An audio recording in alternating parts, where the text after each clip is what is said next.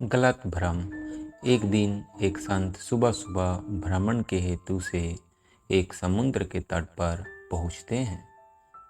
संत का ध्यान वहाँ पर एक पुरुष पर गया। वह पुरुष एक स्त्री की गोद में सर रख कर सो रहा था। उस पुरुष के पास में एक शराब की खाली बोतल भी पड़ी हुई थी। ये सब देखकर संत ने सोचा कि ये पुरुष कितना विलासी और तामसिक है, जो सुबह सुबह शराब का सेवन करके स्त्री के गोद में सर रख के प्रेम लाप कर रहा है। कुछ देर के बाद उस समुद्र से किसी मनुष्य की चिल्लाने की आवाज़ आने लगी। वो मनुष्य समुद्र में डूब रहा था, इसलिए वो बचाओ बचाओ ऐसे चिल्ला रहा था। उस संत ने ये सब देखा, फिर भी वो कुछ नहीं कर पाया, क्योंकि उसे तैरना नहीं आता था। संत बिना कुछ बोले वहीं के वहीं खड़ा रहा और ये सब देखता रहा। जो पुरुष एक स्त्री की गोद में अपना सर रखे सो रहा था, वह खड़ा हुआ और उस डूबने वाले मनुष्य को बचाने के लिए पानी में कूद पड़ा। थोड़ी ही देर में तो उस पुरुष ने उस डूबने वाले व्यक्ति को बचा लिया और वो उसे समुद्र के किनारे पे लेकर आ गया।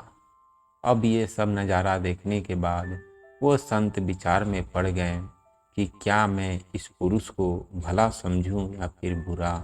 संत उस पुरुष के पास जाते हैं और उनसे पूछते हैं कि भाई तुम कौन हो, यहाँ पर तुम क्या कर रहे हो। उस पुरुष ने जवाब दिया कि मैं एक मछुआरा हूँ, मैं मछली पकड़ने का काम करता हूँ। आज कई दिनों के बाद मैं रात काल समुद्र से मछली पकड़ने के बाद जल्दी यहाँ पर आराम करने के लिए लौटा हूँ। मेरी माँ मुझे लेने के लिए आई है और उसको कोई दूसरा बर्तन न मिलने के कारण वह इस मंदिरा के बोतल में पानी भरकर मेरे लिए आई है। मैं कई दिनों की यात्रा से काफ़ी थक गया हूँ और इस भोर के सुहावने मौसम में ये पानी पीकर अपनी थकान कम करने की माँ की गोद में सो गया। ये सब सुनकर संत की आंखें नम हो जाती है। संत सोच रहा था कि मैंने जो कुछ भी देखा और उसका अंदाज़ा लगाया वो सब गलत था। वास्तविकता कुछ और ही थी। उसे अपने आप पर गुस्सा आता है कि मैंने कैसे किसी के बारे में ऐसा घटिया सोच।